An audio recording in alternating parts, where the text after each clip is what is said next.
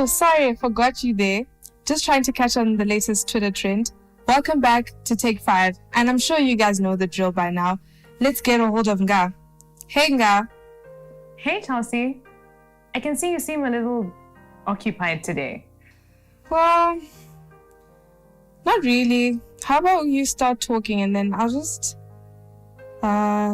join you once I finish this thing on Twitter.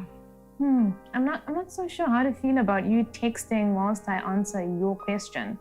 The question was, what are the spiritual damages of technology? In fact, maybe what you're doing could help us answer the question for today. What do you mean by that? Well, let's begin by defining technology. The Webster's Dictionary defines technology as technical language, applied science, a scientific method of achieving a practical purpose, the totality of means employed to provide objects necessary for human sustenance and comfort. So in summary, man-made tangible and intangible things that make life easier. Now, let me make this quite clear. The advantages of technology are many, too many to count. However, I'd like to think that with every man-made thing comes some serious flaws. I think the main one when we talk about technology, though, is distraction. Yeah, you got me there. Exactly. Distraction from perhaps the simpler things in life. I came across quite an interesting account by a certain Dale B. Simmons on the link between technology and Christianity. So he gives a thought experiment or an experience that he has.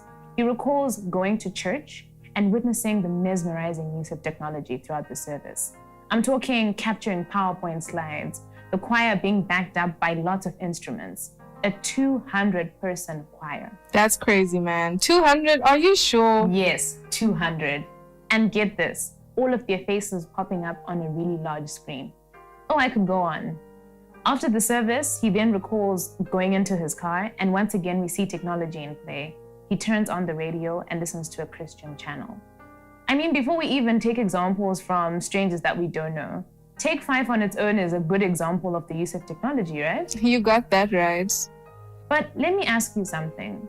After all is said and done, is it still possible to walk out of a technology-filled service and still not have meditated and connected with God? I think so. It's so easy to become caught up in the hype of the portrayal of Christ and not actually find him there. And here I think of a certain verse, 1 Kings chapter 19, verses 12. After the earthquake came a fire, but the Lord was not in the fire. And after the fire came a gentle whisper.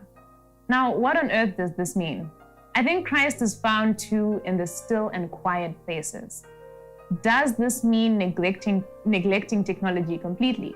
Nowheres. It can't be, man. It can't be. Nowheres. I don't think so too. I do think, though, that Christ is an example that we should follow. Whilst he was on earth, he made use of the relevant technology at the time. But Luke chapter 6 verses 12 reminds us, one of those days Jesus went out to a mountainside to pray and spent the night praying to God. So here's a bit of a technological example to help us explain the spiritual damage of technology. To have efficient use of Wi-Fi, for example, one may need to go into close proximity with the router, right? Yeah.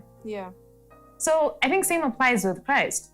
Now, of course, there are certain things that help us get a stronger connection, but I'd like to suggest that nothing beats the old method of going alone, no phone in hand, no huge projection slides, and no loud music from the best sound system.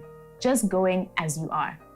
I think you've given me an example of technology on the context that it could be a possible distraction in the church. Is that right, Nga? It's right. And think about it, how much more could it be a distraction in our daily lives?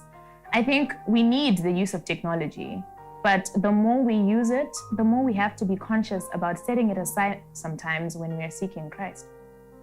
Yeah, and that's all we have time for today.